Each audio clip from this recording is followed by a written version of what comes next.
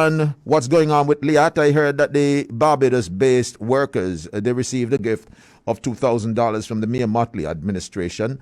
I want to begin there, but give us an update on the situation with LIAT.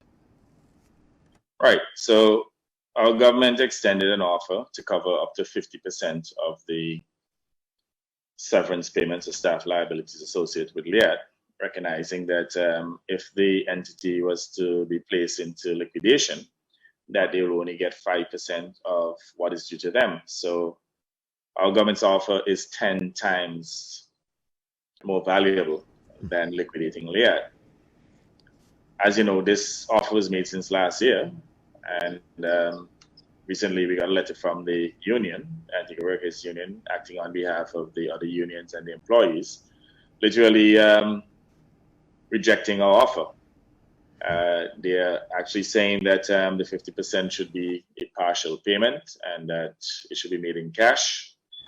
And they also made a demand too that the unions must continue to serve as the legal bargaining agent for the existing LIAT entity, or to have the right to continue for any new entity, any new LIAT entity, so that they can continue to negotiate any amended or new collective agreement. As far as I'm concerned, the ball is still in their courts. Our offer will not be amended. They have to understand that the staff of LIAT, they worked for a limited liability company. The liability of the governments were limited to the extent of their shareholding.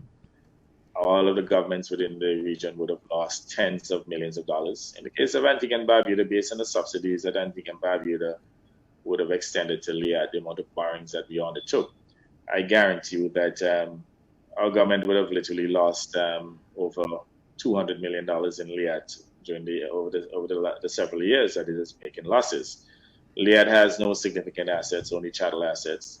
LIAT, the planes that in LIAT's name, the 3 aircraft, they are charged to the Caribbean Development Bank. And those 3 aircraft represent a fraction of the value of the loans. So the government, if those 3 aircraft were to be sold, the government will still have a balance on those loans to continue to service. So the situation is not a good one. And I don't know why the union would want to take such a hardcore position. You know, they have to take into consideration the COVID circumstances. They also have to look at the legal liability that, you know, the country's shareholding governments, they have no legal liability to the staff. And the government has taken the decision that, you know, we'll make a compassionate payment. And recognizing too that people are struggling during this period of COVID, we thought that the quicker the payment could be made, the better, in order to bring some relief to these LIAT workers. Many of them have been totally displaced. But for some reason, the union and maybe some of the staff seem to be playing games. But they're literally playing a game at their own peril, because our offer will not change. It's a firm offer, and we're not going 1 cent more. Mm-hmm. So I just hope they reconsider the position, and that maybe they will come back with an offer accepting the 50% that we extended, and that we can work out the modalities of the payment, which we have indicated is unlikely to be fully in cash, because we just do not have the cash. We can do a combination of cash, land, and bonds. We're not in a position to do anything better. It's a compassionate payment. It's not a legal liability.